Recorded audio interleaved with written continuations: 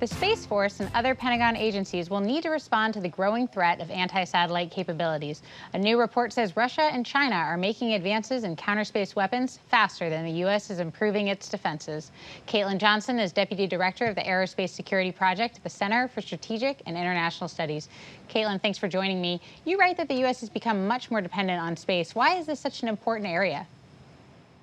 Sure. So space is really an enabler for much of our military, whether that is, precision guided munitions, satellite communications, our nuclear command and control. And equally important is the protection of these satellites and making sure that they cannot be attacked by adversarial nations. What does the U.S. need to be doing at this point? What are we doing, I suppose we should start with, and what do you think needs to be done in addition? Sure. So there's definitely some protections against certain types of attacks. For example, a lot of our military space systems are well protected against excess radiation in space, which could help in the case of an attack. They are defended, and have good cybersecurity, or they are protected against jamming, which is another counterspace weapon that causes interference, and you lose the signal broadcasting from the satellite. However, these protections are really just the start of what we could be doing to better, protect all of our military satellites, not just the couple that the military has protected thus far. And these protections don't even extend to commercial satellites that the military buys services from. In the report, you explain sort of the categories of counterspace weapons that are out there. Could you walk us through those?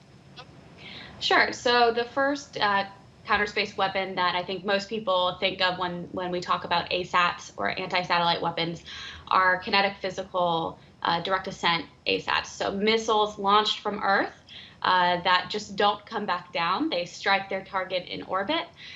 You could also use a satellite that's already on orbit to intercept or target another satellite.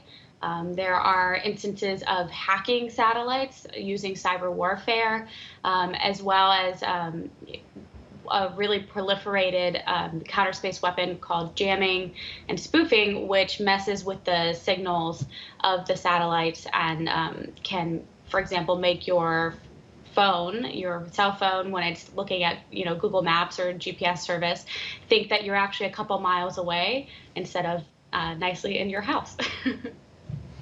One of the areas that I wanted to also make sure we talk about is kind of the active defenses piece. This seems like maybe the piece that is potentially a little controversial. Can you explain that?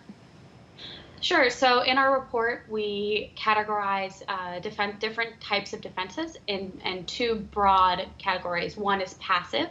So these are things like hardening your software or building in cyber, security capabilities, proliferating satellites, which is something that the Space Development Agency is looking into. The other, as you mentioned, Marjorie, is active defenses. And so these are much more controversial because they kind of are in this gray area of, are these a counterspace weapon or are these actually defensive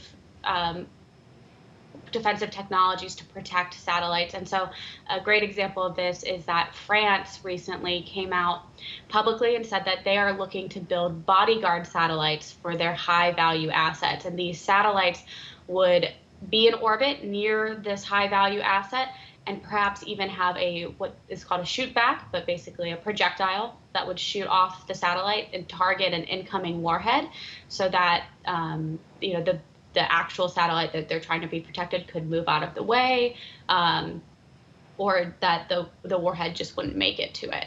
As you can see, this is also kind of falls into our counterspace weapons category. And so I think as we talk about how to build better norms of behavior, maybe have some international regulations on arms control in space, this gray area of is it a defense or really is it a weapon is going to be really hard to navigate. Yeah, absolutely. Let's also talk about the report's recommendations. What did you suggest there? Sure, we have several recommendations. I think for me, the strongest is the call for more space domain awareness, or knowing, where satellites are in space. It is not as easy as just looking up into the sky and watching them fly around. You need radars all over the world, on Earth, but also space-based radars can be extremely helpful. Currently, we have decent tracking services with the U.S. military in the Space Force. However, it's not as easy as just pinpointing where that satellite is and where it's going. And so more data, more investment in our space domain awareness capabilities, I think, is crucial, because how can we protect our satellites in space if we don't even know where they are, or where the threats are, or where it's all coming from? And just about 45 seconds to go, Kaitlyn, have you seen any reaction, or have you gotten any response from Congress or DoD to your report and your recommendations? Yeah, we've gotten really great response from both Congress, DoD, the space community, and other national security professionals about the report. I think for us, the reasoning behind why we wanted to do this study was to prove that this information is not all classified, and a lot of it is based on general principles of physics.